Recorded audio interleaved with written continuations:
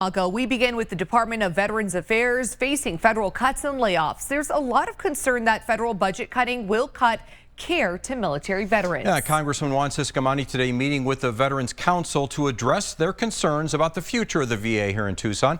KGUN 9's Craig Smith asked the congressman about those worries. Veterans sometimes say when they signed up for the military, they made a solemn bargain, that they would risk their lives for our country, and our country would care for them even after they retire. Well, now there's a lot of concern that there will be deep cuts to the VA, and that will jeopardize that bargain. Elon Musk swinging a chainsaw is not a comforting sight if you're a veteran worried about health care. Local veterans demonstrated at Tucson's VA hospital last week. They are not reassured by the VA chief's promise that 15% cuts will not affect patient care.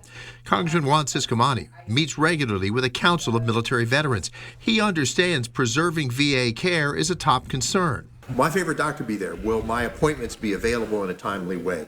Will I get surgeries I may need? What can you tell people who are worried about that? Well, we haven't seen any of that get reduced. No one was able to get something a month ago isn't able to get it today. So that hasn't changed. So we have to make sure that we keep a close eye on this as we make the VA more efficient, that we don't lose any of that. Ciscomani says since the end of January, the Tucson VA has cut 11 positions in jobs like security or administration, not in direct patient care.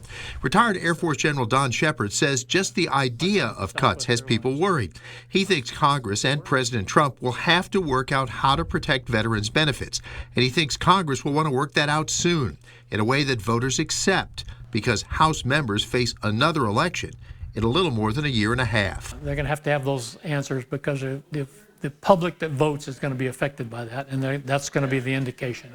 Keep the eye on the midterms. Craig Smith, KGUN 9.